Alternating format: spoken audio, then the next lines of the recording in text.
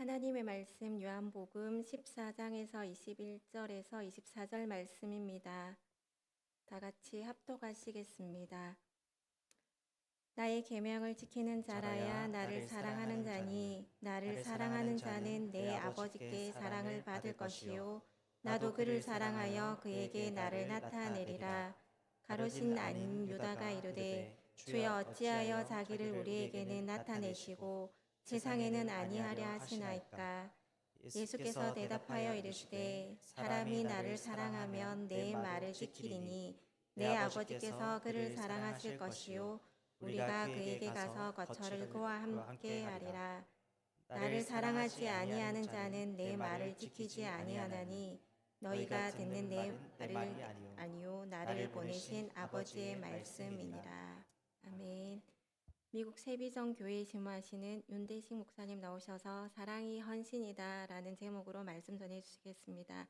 나오실 때 많은 박수로 환영하겠습니다.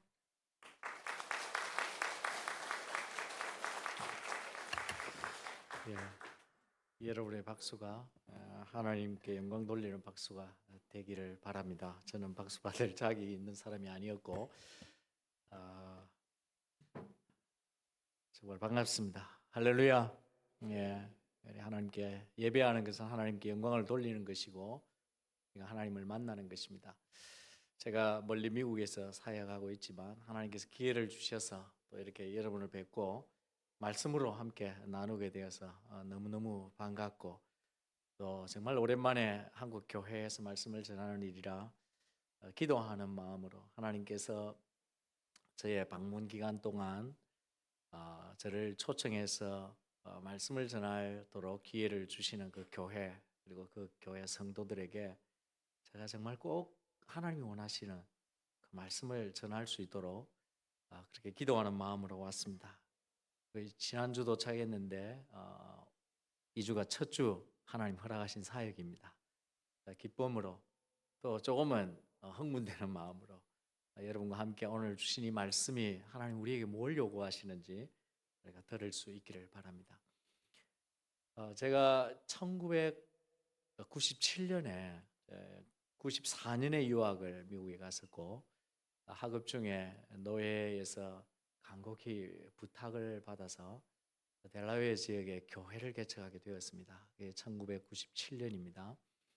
교회를 이제 개척할 때에 지역에 있는 교회가 그 지역 한인 사회를 위해서 할 수 있는 여러 가지 일들 가운데 하나가 어린아이들에게 한글을 가르치는 일이 있습니다.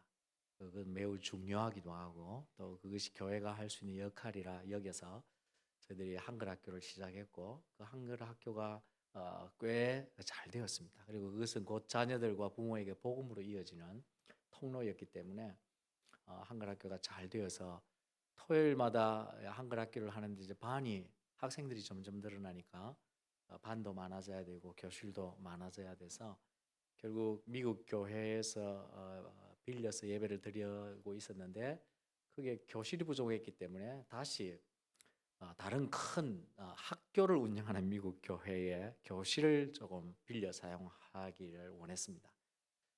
그래서 이제 그 교회 담임 목사님을 만나 뵙고 그때 목사님이 제 기억에 지금 릭 다드슨 목사님이셨던 것 같은데 저희들이 이러한 사회 봉사를 위해서 한글 학교를 하고 있는데 토요일 날 정규 수업이 없으니까 몇몇 교실을 좀 빌려서 저희들이 사용하면 좋겠다. 기꺼이 허락을 해주시더라고요. 그래서 목사님이 이제 어떤 교실을 사용해야 될지 이 교실 이것이 안내를 해주셨습니다. 그 목사님을 따라서 이제 안내를 받아서 가는데 한 교실에 딱 들어가니까 그게 이제 칠판이었죠. 당시는 와이트보드였는데 그 위에 문구가 하나 적혀 있었어요.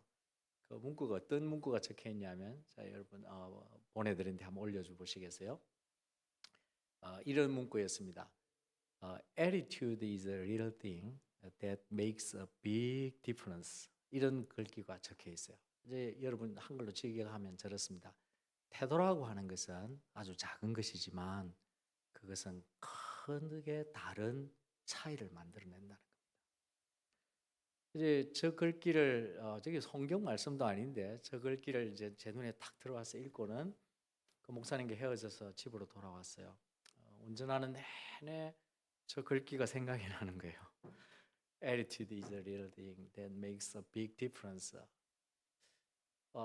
제가 우리 한국 이제 정서로 하면 한국 학교 교실에 뭐라고 붙여놓아야 되겠어요? 열심히 공부하자. 뭐 여러 가지 글귀들이 아니겠습니까? 틀림없이 저 글귀를 붙여놓은 이유는 학생들에게 공부를 잘 하라는 도전을 주기 위한 글귀인데 이게 직접적인 표현이 아니고 생각해서 뭘 할 수 있도록 하는 글귀가 적혀 있는 거예요. 그래서 태도가 대단히 중요하구나. 그 attitude가 정말 중요하구나 하는 것을 계속 생각했습니다. 생각해 보니까 이 단어가 우리의 생활 전반에 있어서 너무너무 중요한 단어더라고요. 여러분 직장 생활에 있어서 뭐가 중요할까요? 재능도 중요하고 경력도 중요하고 기술도 중요하지만 직장에 오래 필요한 롱런은 attitude입니다. 태도입니다. 자기가 맡은 직장 생활에서 성실하고 정직하게 정말 열심히 할 때 계속해서 진급도 할 수 있고 동료들이나 위에 사람들이 존중하고 할 수 있죠. 그러나 직장에서 태도가 올바르지 않아서 늘 지각하고 늘 업무를 빠뜨리고 성실하지 않게 할 때 그 직장에 오래 있을 수 없습니다. 비즈니스를 하는 것도 마찬가지입니다. 자기가 어떤 비즈니스를 하든 그 일에 자신이 어떤 태도를 가지고 그 일을 하느냐가 대단히 중요하다는 거예요. 제가 오래전의 일이었는데 아마 지금 그 프로그램이 없지 싶습니다. 대박 난 비즈니스를 소개하는 프로그램 가운데 한 아주머니가 김밥집을 여는데 그 김밥집이 대박이 났다는 거예요. 그래서 이유가 뭘까? 원인을 보니까 그 프로그램을 잠시 보는 가운데 그럴 수밖에 없는 이유가 있어요.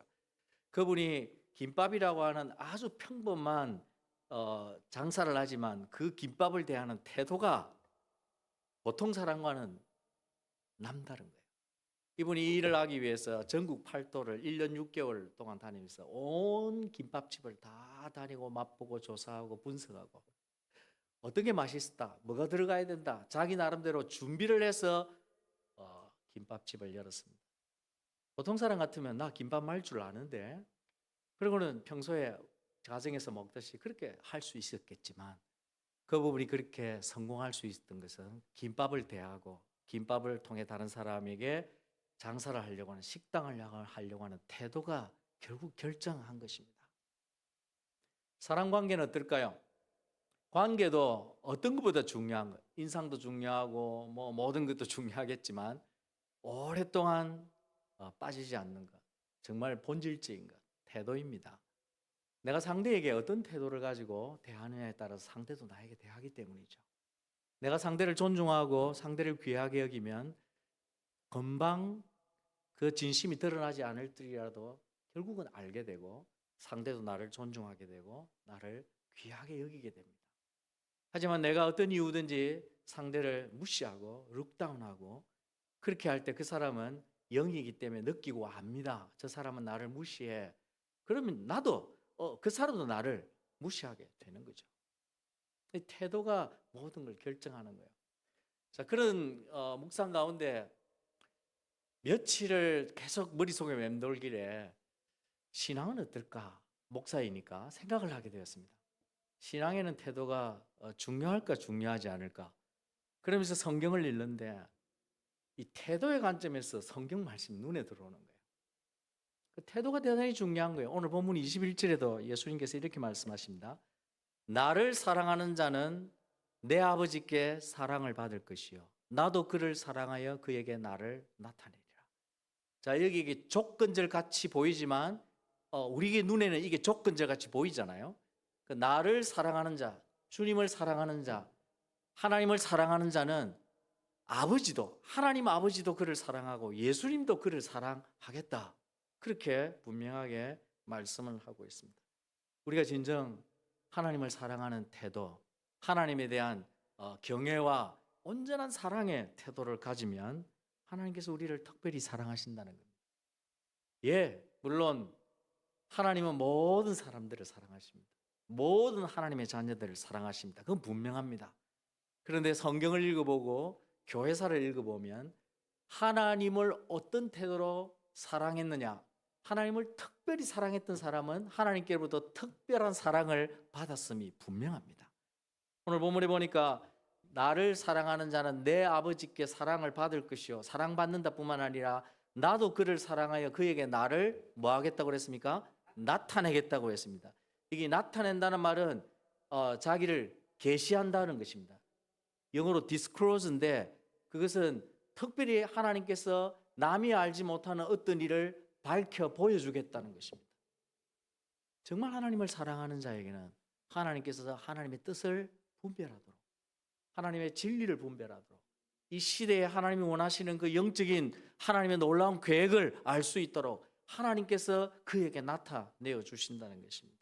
뿐만 아니라 23절에는 그 철을 내가 그와 함께 하겠다 이렇게 말씀하셨어요. 누구에게? 하나님을 사랑하는 자에게, 주님을 사랑하는 자에게. 이게 그철을 함께 하겠다는 것은 예수님께서 하나님께서 임재하신다는 의미입니다. 여러분 상상해 보십시오. 우리같이 나같이 연약하고 부족하고 참 티끌만도 못한 우리에게 거룩하시고 위대하신 그 높으신 전능하신 하나님이 나에게 오셔서 나의 삶에 임재하시고 그리고 함께 하신다는 것은 평범한 일이 아닙니다. 대통령께서 우리 집에 살겠다는 것과 비교될 수 없는 그런 놀라운 일입니다. 어떤 자에게 그런 약속을 주십니까? 하나님 아버지를 뭐하는 자에게? 사랑하는 자에게. 예수님이 그렇게 분명히 말씀하고 계셔요. 그런 하나님의 임재를 경험하는 사람은 평범한 그리스도인과 다르게 하나님의 능력을 경험하게 됩니다. 그를 통해서 하나님이 하시는 역사를 보게 됩니다. 그러니까 하나님을 사랑한다는 이 태도가 우리의 신앙생활에 얼마나 중요한가 하는 것을 알 수가 있습니다. 결국 우리의 하나님을 향한 우리의 태도에 따라서 내 삶과 내 신앙의 능력과 내 모든 것의 축복이 결정된다는 것입니다. 그런 말씀이 여기만 있는 게 아닙니다. 잠언 8장 17절에 보면 이런 말씀이 있어요. 나를 사랑하는 자들이 나의 사랑을 입으며 나를 간절히 찾는 자가 나를 만날 것이니라. 누가 하나님의 사랑을 입어요? 하나님을 사랑하는 자가 하나님의 사랑을 입는다고 분명히 말씀하셨어요. 정말 내가 하나님 만나기 원합니다. 하나님 내가 눈에 보듯이 하나님을 뵙기 원합니다. 이런 사모함으로 하나님께 기도하고 나아가는 자에게는 하나님이 자기를 보이시고 만나 주시겠다고 약속하는 것입니다. 물론 이 잠언은 지혜가 주어이지만 그 지혜는 하나님을 상징하는 것이었습니다. 뿐만 아니라 사무엘상 2장 30절에도 이런 말씀이 있습니다. 나를 존중히 여기는 자를 뭐하고? 내가 존중히 여기고 나를 멸시하는 자를 내가 경멸하리라. 여러분들이 여기에 예배하기 위해서 와 있지만 그런 사람이 한 분도 없기를 저는 믿지만 혹시라도 여러분이 예배의 자리에 앉아 있다 할지라도 마음에는 하나님을 존중하지 않고 혹 하나님을 멸시한다면 하나님은 그 사람 예배를 받으실 수 없을 것입니다. 그리고 오히려 하나님은 그를 멸시하실 것입니다. 경멸하실 것입니다. 이것은 우리가 외적으로 나타나는 나는 예배 자리에 와 있어라고 하는 형식보다 더 중요한 것입니다.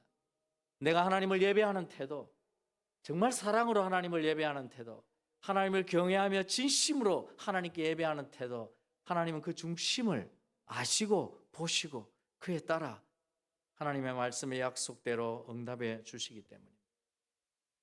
하나님을 어떤 태도로, 하나님에 대하여 어떤 마음으로 내가 하나님을 경외하고 섬기느냐에 따라서 우리가 하나님께로부터 받는 대우도 달라진다는 것을 여러분이 기억하십시오. 구원받았으면 됐지. 그런 게 아닙니다. 예수 믿으면 구원받죠. 여러분 구원받기 위해서 예수 믿나요? 성경은 그렇게 말하고 있지 않습니다. 예수 구원받는 것은 우리가 예수 믿음으로써 얻게 되는 축복의 큰 축복 중에 그냥 지극히 일부입니다.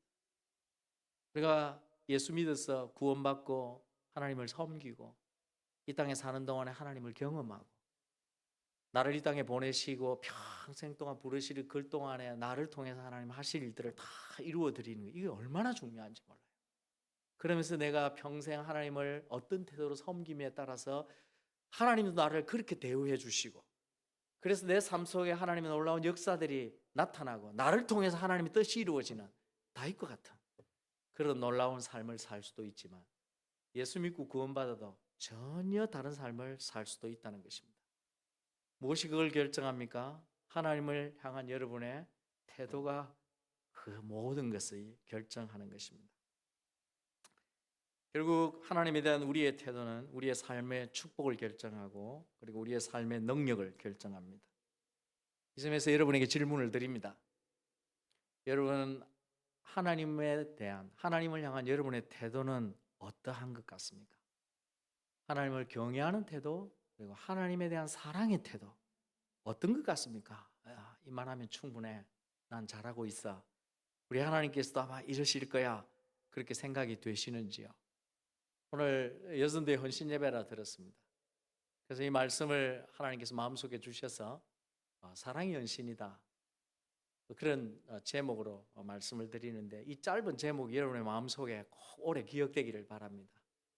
헌신이라고 하면 봉사도 있고 뭐 여러 가지 섬기도 있고 선교도 있고 물질을 드릴 수도 있고 내 시간을 드릴 수도 다 있는데 그 어떤 것보다 중요한 것은 여러분의 마음속에 하나님을 향한 가지고 있는 가장 본질적이고 중요한 태도인 사랑을 하나님이 받으시는 줄로 믿으시기 바랍니다. 정말 네가 나를 사랑하느냐? 예수님께서 베드로에게도 다른 질문을 하지 않았지 않습니까? 실패하고 힘들어하고 어쩔 줄 몰라하는 베드로에 가서 네가 나를 사랑하느냐? 그걸 물었던 이유가 그것이에요. 너가 정말 나를 사랑하면 넌 모든 걸 다 할 수 있다는 겁니다. 정말 너가 나를 사랑하면 너는 나를 위해 헌신할 수 있다는 것입니다. 그렇기 때문에 사랑이 헌신인 것입니다. 여러분, 하나님 어떻게 사랑하고 계십니까? 여러분, 하나님께 헌신하기 위해서 보다 나은 헌신의 삶을 드리기 위해서 오늘 이렇게 특별 예배까지 드리는데 여러분 무엇이 필요할까요? 어떤 것이 준비되어야 될까요? 여러분을 하나님을 향한 여러분의 이 사랑에 대한 태도를 오늘 다시 한번 돌아보고 점검하고 나는 하나님을 어떻게 사랑하는지, 얼마나 사랑하는지, 지금 내가 하나님을 사랑하는 이것으로 충분한지 다시 한번 돌아보고 여러분의 태도, 여러분의 그 사랑의 마음을 하나님께서 모두 기뻐하시고 충분하다, 잘하고 있다 그렇게 받으실 수 있는 그런 복된 성도들 되시기를 주의 이름으로 축원합니다. 자, 그러면 내가 하나님을 어떻게 사랑하는지, 얼마나 사랑하는지를 어떻게 알 수 있을까요? 뭐 어떤 기준을 가지고 어떤 척도로 그걸 확인해 볼 수 있을까요? 참 놀랍게 하나님께서는 하나님의 속성 중에 하나가 뭡니까? 사랑이죠. 우리가 가지고 있는 하나님을 닮은 우리가 가지고 있는 속성 중에 하나도 사랑입니다. 비록 우리의 사랑은 죄로 인하여 영향을 받아 불완전하지만 하나님을 닮아서 사랑이라는 속성을 가지고 있어요. 그래서 우리가 나는 사랑을 잘 몰라 그렇게 말할 수 없습니다. 하나님께서 이미 우리에게 사랑이 무엇인지를 알게 해주시고 경험도 하게 해주셨어요. 그래서 그런 관점에서 정말 내가 하나님을 사랑하고 있는지를 한번 점검해 보기 원합니다. 제가 보니까 여기에 싱글이 있는지 모르겠는데 제가 싹 둘러봐도 다 사랑의 경험을 다 가지신 분인 것 같아요. 그 경험을 되살려서 내가 사랑하면 어땠던지 지금 그리고 그런 사랑의 특징이 아직도 내게 하나님을 향해 남아있는지 한번 살펴보겠습니다. 정말 하나님을 사랑하면요, 여러분 하나님을 사랑하면 다음과 같은 몇 가지 특징이 하나님에 대해서 나타나야 합니다. 첫 번째는 뭐냐면 사랑하면 가장 기본적인 정세가 보고 싶어집니다. 그죠? 하나님에 대해서는 그냥 보고 싶어진다 표현도 충분하지만 다르지 않지만 하나님에 대한 사모하는 마음이 끊임없이 우리 마음 가운데 생겨납니다. 여러분 사랑해 보니까 보고 싶죠? 어느 날 내 마음에 내 눈에 합한 소중한 사람을 만났습니다. 찾았습니다. 그런데 그러고 나면 내가 일을 할 때도 어떤 외지에 나갈 때도 계속 그 사람이 생각이 나는 거예요. 그리고 보고 싶은 거예요. 우리 제 조카 하나가 지난 7월에 미국에 왔었는데 대화를 하다가 너 교제하는 남자는 있니? 그랬더니 예 있어요. 시간을 좀 더 보내고 가지 그랬더니 가야 될 것 같아요. 가야 될 이유가 뭐야? 그 중에 두 가지를 대는데 그 중에 한 가지가 남자친구가 보고 싶어서 빨리 가고 싶대요. 이유가 뭘까요? 마음속에 뭐 하고 있기 때문에? 예, 사랑하고 있기 때문에. 자, 보고 싶은 것은 보고 싶어지는 그 대상은 내가 분명히 사랑하는 것이 맞습니다. 나 보기 싫다. 전혀 보고 싶지 않다. 그럼 다른 문제인 거죠. 아무리 같이 한 집에 살아도 보고 싶지 않다. 그러면 이 다른 문제인 것입니다. 근데 사랑하면 반드시 당연히 보고 싶어집니다. 하나님에 대해서도 마찬가지입니다. 하나님을 여러분이 정말 사랑한다면 날마다 하나님에 대한 사모함이 생겨납니다. 갈망합니다. 하나님을 만나고 싶어 합니다. 그래서 나를 간절히 찾는 자를 하나님 만나 주시겠다 그렇게 약속하는 것입니다. 여러분이 잘 알듯이 시편 42편에 보면 시편 기자가 하나님에 대한 사모함으로 이런 갈급을 고백합니다. 하나님이여 사슴이 시냇물을 찾기에 갈급함 같이 내 영혼이 주를 찾기에 갈급하나이다. 여러분 우리는 사슴이 돼본 적이 없기 때문에 사슴이 시냇물을 찾는 것이 어떤 것인지를 잘 모릅니다. 그러나 기록에 의하면 그 팔레스틴 지역에서 사슴이 물을 찾는 것은 그야말로 목숨을 거는 일이라고 합니다. 내가 물 한 모금 먹지 못하면 내 목숨을 이제는 보장할 수 없는, 담보할 수 없는 그런 가운데 절박한 마음으로 그 물을 찾는 그런 심정으로 하나님을 갈급해 한다는 겁니다. 여러분 하나님이 매일 보고 싶으십니까? 제가 다시 질문을 드려야 되겠죠. 담임 목사님의 체면을 봐서라도 여러분 하나님을 매일 보고 싶어지고 주일이 빨리 오기를 기다려지고 주님 내가 주일 예배 때 가서 정말 하나님을 뵙고 싶습니다. 내가 사모합니다. 왜 이렇게 주일이 빨리 오지 않습니까? 여러분 그런 마음으로 한 주간을 살고 계십니까? 예, 아멘입니다. 아니면 왜 이리 빨리 주일이 오지? 지난주도 내가 고생했는데 또 이번이 봉사당번이야? 이러면서 주일을 맞을 수도 있고 전혀 다르게 주일을 맞을 수도 있습니다.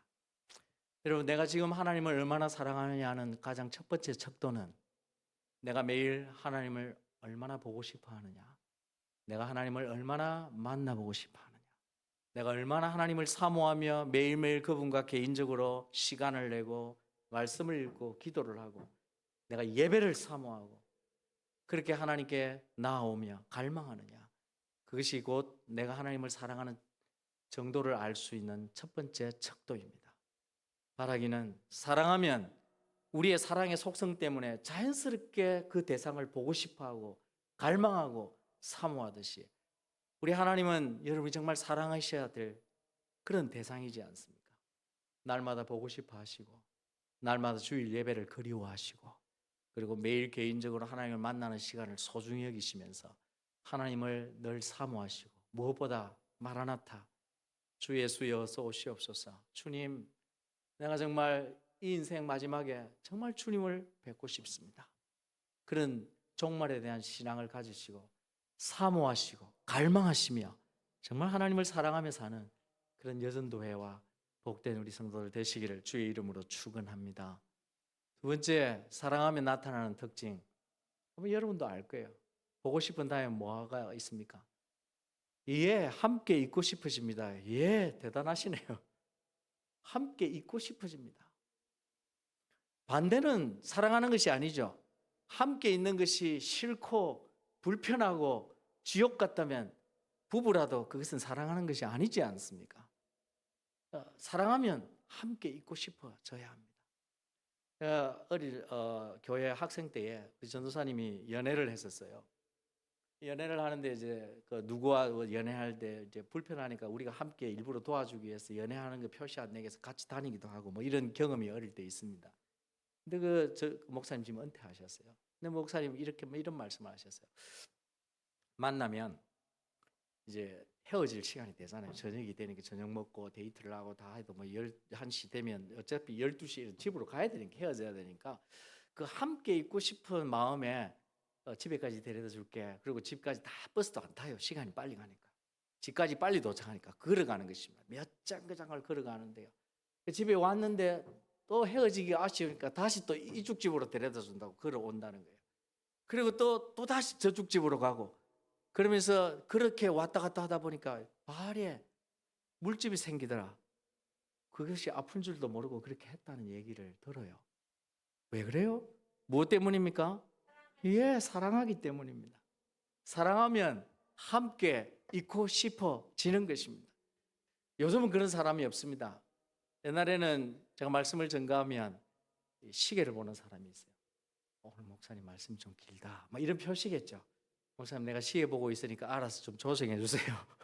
뭐 그런 의미인지 모르겠지만, 사랑하는 사람을 앞에 두고 시계를 본다는 것은 빨리 서로 떠나기를 원한다, 그런 표시가 아니겠습니까?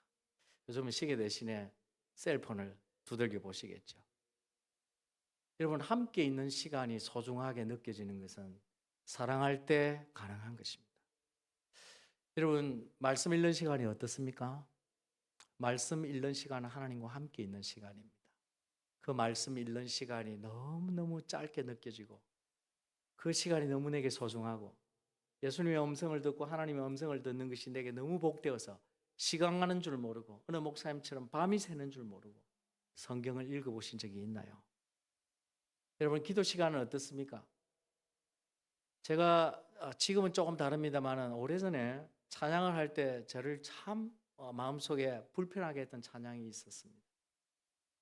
내 기도하는 그 시간 그때가 가장 즐겁다. 이 찬양이 저를 힘들게 했던 때가 있었어요. 안 즐거운데. 물론 여러분, 기도를 1시간, 2시간, 3시간, 때로는 6시간 하면요, 기도는 노동입니다. 분명히 하나님께서 우리의 기도가 6시간 하는데 마냥 즐겁다, 그렇지는 않습니다. 분명히 노동이고 영적 전쟁과 같기 때문에 엄청난 에너지가 필요로 하는 것이 기도입니다. 그렇지만 그 기도 가운데 놀랍게 우리가 그런 기도의 자리에 나아갈 수 있고 기도할 수 있고 무릎을 꿇고 시간이 1시간 지날 줄도 모르고 가는 그 기도의 순간은 뭐 때문에 되냐면 사랑 때문입니다. 내가 하나님을 사랑하기 때문에 내 기도하는 그 시간, 그때가 가장 뭐하다? 즐겁다. 여러분에게 이런 경험이 있기를 주님의 이름으로 축원합니다. 하나님을 만나는, 그래서 함께 있는 그 시간, 말씀을 읽고 기도하는 시간, 예배하는 그 시간이 지겹지 않고 그 시간이 사랑하는 사람과의 만남이기 때문에 내게 너무 소중하고 이 시간이 빨리 가는 것이 내게는 아쉽고, 그래서 늘 하나님 말씀과 기도의 자리에 그리고 예배를 사모하며 살아가는 것, 그것이 하나님을 사랑하는 내 마음의 상태를 들여다볼 수 있는 척도 중에 하나입니다. 바라기는 개인적으로 여러분이 말씀을 읽든 기도의 시간을 통해 주님을 만나든 교제하든 아니면 공적인 예배를 통해서 하나님을 만나든 그 시간이 여러분의 인생에 가장 즐겁고 가장 행복하고 하나님을 사랑하기 때문에 가장 멋지고 소중한 그런 시간이 되시기를 주의 이름으로 축원합니다. 세 번째, 첫 번째가 뭐라고요? 보고 싶어진다. 두 번째, 함께 있고 싶어진다. 세 번째는 사랑해 보니까 여러분 다 경험하듯이 아낌없이 주고 싶어지잖아요. 사랑하는 사람에게는 아까운 것이 없지 않습니까? 이 연애할 때나 데이트를 할 때 보면 상대가 필요로 하고 원하는 거 내가 선물로 사주는데 내 경제가 잘 안 돼요. 아낌없이 쫙 끌어가지고 상대가 기쁘게 하기 위해서 뭘 해주는 이유는 사랑 때문입니다. 사랑이 아니고는 설명이 되지 않는 것입니다. 그래서 사랑하면 하나님께도, 하나님을 사람도 사랑하면 자기의 모든 걸 아낌없이 주듯이, 자녀를 사랑하기 때문에 부모가 형편이 안 되는데도 모든 걸 끌어모아서 자녀를 위해서 아낌없이 무엇이든 해주듯이 하나님을 사랑하면 동일하게 아낌없이 하나님께 드릴 수 있는 줄로 믿습니다. 그것이 여러분의 재물이든 여러분의 재능이든 여러분의 시간이든 여러분의 생명이든 관계가 없어요. 여러분, 하나님 소가 죽었습니다 라는 얘기 들어본 적 있나요? 잘 못 들었나요? 하나님 소가 죽었대요. 어느 시골의 농부가 소를 2마리 키우고 있었습니다. 수소와 암소. 근데 예전에는 이제 그 소를 1마리 키우는 것은 자녀 하나를 대학까지 키울 수 있는 든든한 자본이었기 때문에 대단히 소중했습니다. 근데 어느 날 이 수송아지, 암송아지가 사랑에 빠져서 새끼를 베게 되었어요. 그래서 정성스럽게 잘 돌봐서 출산을 했는데 보니까 쌍둥이를 낳았어요. 소가 쌍둥이라니까 소가 몇 마리 생겼습니까? 두 마리가 된 거죠. 너무 기뻐가지고 예수 믿는 두 부부가 한 마리면 충분한데 하나님이 두 마리를 주셨으니까 한 마리는 하나님께 드리기로 작정을 한 겁니다. 그리고는 잘 키웠어요. 송아지가 되어서 이래 잘 키웠는데 남편이 장에 갔다 오는 어느 날 집으로 돌아오니까 부인이 엉엉 울더래요. 너무 슬프게 울면서 바깥에 다 들릴 줄을 우는데 조금씩 걸어오니까 뭐라고 우느냐면 이렇게 울고 있더래요. 아이고야, 하나님 소가 죽었다.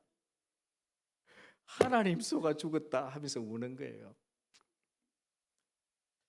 그 두 분의 실수는 어떤 소가 하나님 소인지를 표시를 하지 않았다는 겁니다.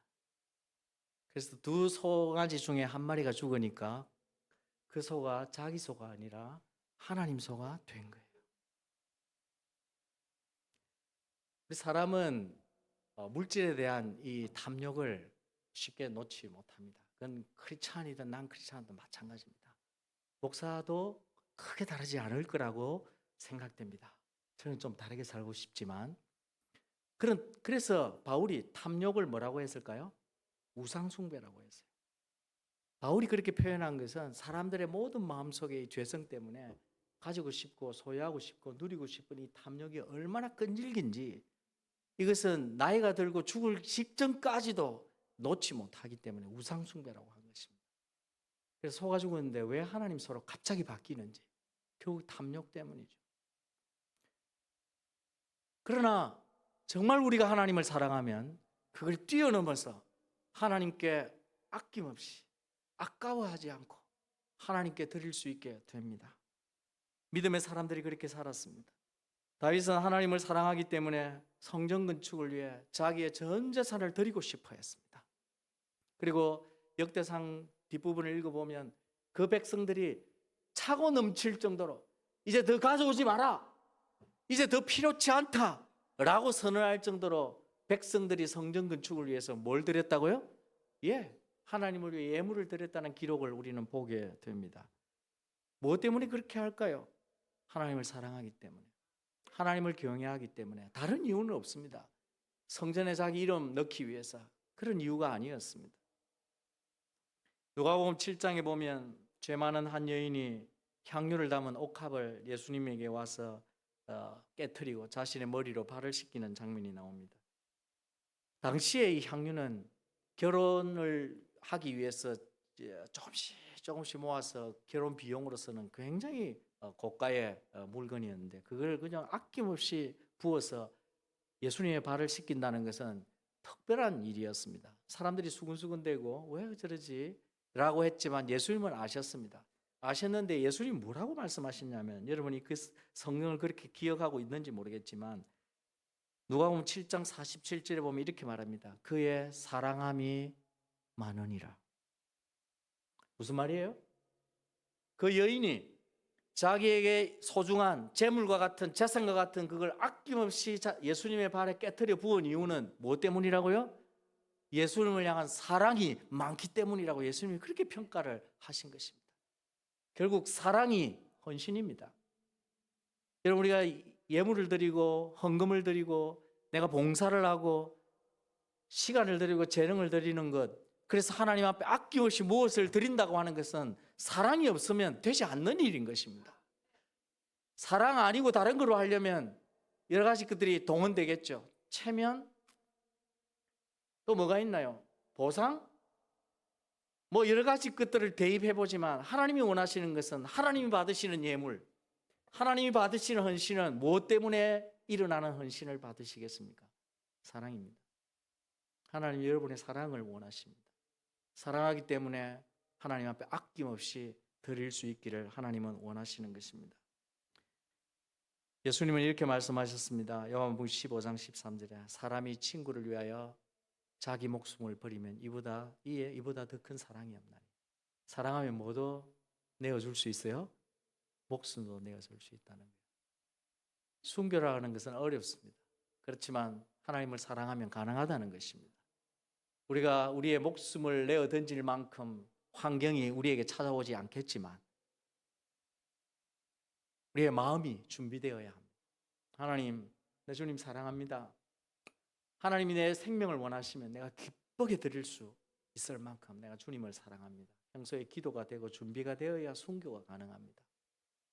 말하기는 우리가 가진 작은 재물에서부터 우리의 시간과 재능과 나의 봉사와 나의 땀과 헌신, 심지어 주님이 내게 생명을 요구하시더라도 질문하지 않고 기쁘게 주님께 드릴 수 있을 만큼 하나님을 사랑하시는 그런 우리 여전도 회원과 우리 동부 3.1교회 성도들 다 되시기를 주의 이름으로 축원합니다.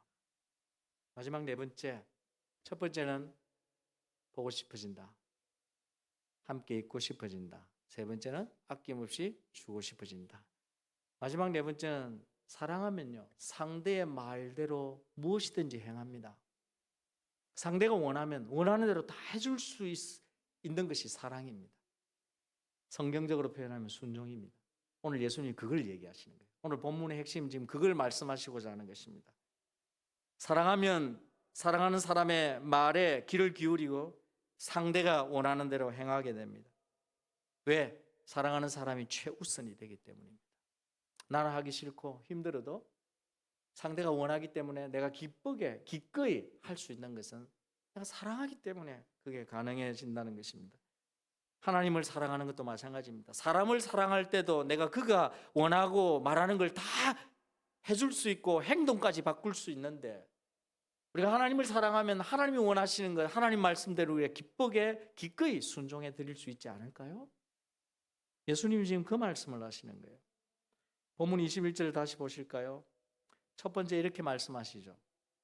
나의 계명을 지키는 자라야 나를 사랑하는 자니. 이 말씀 이해하셨어요? 나의 계명을 지키는 자라야 나를 뭐하는 자니? 사랑하는 자니. 계속해서 이 말씀을 예수님이 반복하십니다. 예수님께서 23절에는 사람이 나를 사랑하면 내 말을 지키리니, 그리고 24절에는 나를 사랑하지 않는 자는 내 말을 지키지 아니하리라. 자, 예수님의 말씀에 순종하는 것과 뭐를 지금 대비해 두고 있습니까? 사랑과 대비해 둡니다. 예수님을 진정 사랑하면 예수님의 말씀을 무엇이든지 순종할 수 있다는 거예요. 그러나 하나님 말씀에 순종할 수 없고 그 말을 지킬 수 없는 이유는 몸이 불편해서도 아니고 바빠서도 아니고 다른 이유가 아니라 뭐 때문이라는 겁니까? 사랑하지 않기 때문이라고 예수님은 지금 진단하시는 것입니다. 대단히 중요한 말씀입니다. 예수님 당시에 가장 열심을 내었던 종교인, 신앙인이 누구일까요? 바리새인이었습니다. 바리새인들은 예배가 철저했습니다. 일주일에 2번 금식하고 11조도 잘 내었습니다. 모든 사람들이 볼 때 바리새인은 천국에 가면 제일 앞자리에 차지할 것이라고 그렇게 자타가 공인했습니다. 하지만 그들에게는 빠져 있는 것이 있었습니다.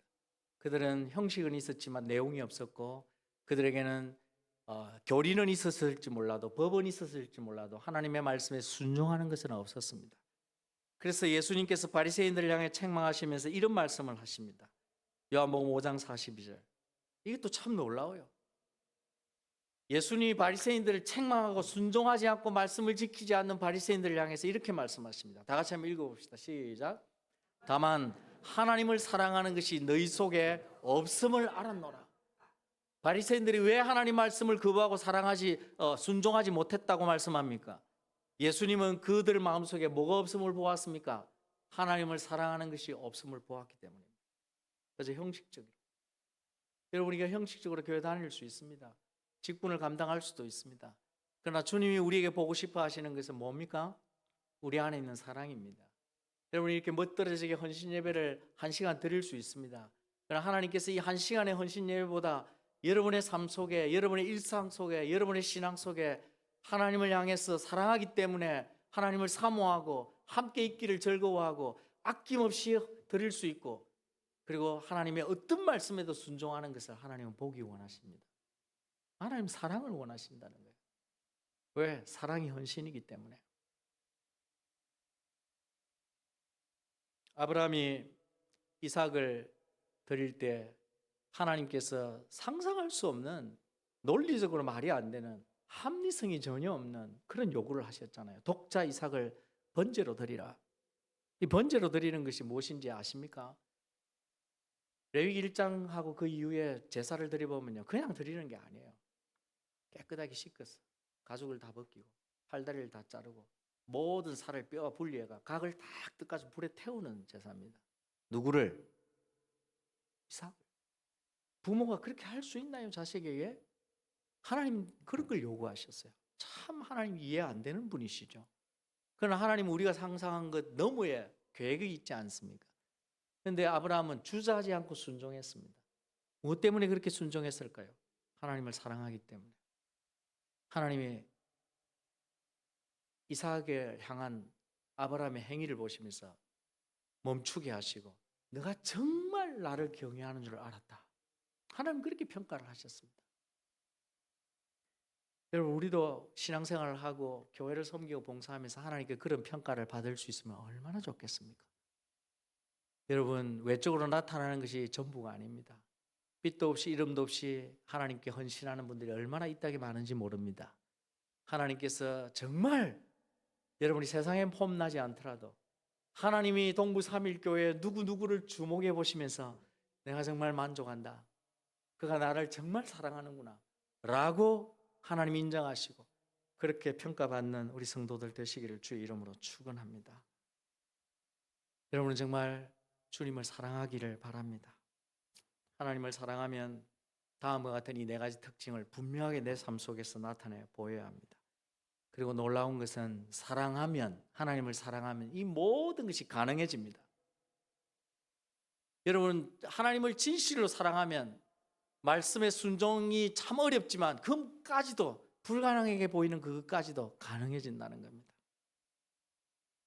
함께 일하고 섬기면서 불편한 동료, 불편한 집사님, 불편한 성도, 저 성도 때문에 내가 힘들어 라는 마음이 들 수도 있지만 하나님 사랑하면 그것도 극복할 수 있습니다. 제가 일일이 설명을 드리지 않아도 한번 여러분 스스로 말씀과 함께 묵상하면서 생각해 보십시오.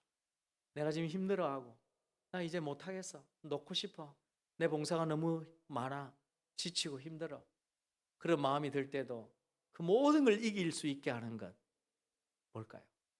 하나님을 사랑하는 내 마음입니다. 내가 하나님을 사랑하기 때문에 주님 가능합니다, 예수님 내가 하겠습니다, 그렇게 될 수 있다는 것입니다. 오늘 여러분의 하나님에 대한 사랑을 점검해 보시기 바랍니다. 이런 사랑을 어떻게 얻을 수 있을까요? 이건 또 다른 챕터의 설교이지만 간단히 소개하고 마치려고 합니다. 하나님을 사랑하며 나타나는 이 네 가지 특징, 보고 싶고 사모하고 함께 있고 싶고 아낌없이 드리고 수 있고 내가 하나님 말씀이면 무엇이든지 예스맨으로 순종할 수 있는 이 사랑을 가지려면 어디로부터 출발을 해야 할까요? 노력만으로 될까요? 애쓴다고 되는 게 아닙니다. 성경이 우리에게 가르치는 바는 아주 기초적인 심플한 데서부터 시작합니다. 그것은 에베소서 3장 18절과 20절, 19절에 보면 이런 말씀이 있습니다. 제가 인용을 지금 못 드렸는데 바울이 말하기를 지식에 넘치는 그리스도의 사랑을 알고, 이 표현은 예수 그리스도의 사랑을 우리가 지적으로 다 이해할 수 없다는 거예요. 그리스도께서 우리에게 주신 엄청난 사랑은 우리의 지식에 다 담을 수 없다는 단순한 일단 제가 설명을 드립니다. 그러면서 바울이 이렇게 말합니다. 그 사랑의 넓이와 그 사랑의 길이와 그 사랑의 높이와 깊이를 깨달아 알기를 원한다고 기도합니다. 그렇게 되면 어떻게 되느냐? 그리스도 안에 있는, 하나님 안에 있는 그 모든 풍성함이 우리에게 채워진다고 말씀하고 있어요. 우리가 하나님을 사랑할 수 있게 되려면 여기서부터 출발해야 됩니다. 오늘 말씀 내가 마음에 새기겠어, 나도 보고 싶어 해야지, 주님 보고 싶습니다, 이런 데서 우리의 노력으로 되는 것이 아니라 매일매일 하나님이 나를 어떻게 사랑하셨는지, 예수님이 나를 어떻게 사랑하셨는지 그 사랑의 넓이와 길이와 높이와 깊이를 매일매일 알아가면서 그 사랑에 감동할 때, 그 사랑을 깨달아가는 만큼 나의 사랑도 하나님 앞에 더 점점점 커지게 될 것입니다. 그러면 내가 노력하지 않아도 어느새 사랑의 크기가, 사랑의 깊이가 점점 좋아지는 걸 보게 될 겁니다. 바라기는 하나님은 자기 독생자를 우리에게 내어놓으실 만큼 아낌없이 정말 우리를 총체적으로 사랑해 주셨습니다. 그 사랑을 알기 때문에 여러분이 이렇게 그리스도인으로 예배하며 살지 않습니까? 그 사랑을 알기 때문에 여러분이 헌신하지 않습니까? 그런데 여러분이 알고 있는 사랑이 전부가 아니라는 겁니다. 그래서 성경이 바울이 그 사랑의 넓이와 길이와 깊이와 그 높이를 점점 매일매일 깨달아 알아가라는 것입니다. 그러면서 하나님을 향한 여러분의 사랑도 점점 커지기 때문입니다. 하나님 사랑하십시오. 신앙 봉사를 조금 못해도 내가 재능이 좀 없어도 괜찮습니다. 하나님 사랑하십시오. 정말 하나님을 사랑하는 법을 먼저 배우십시오.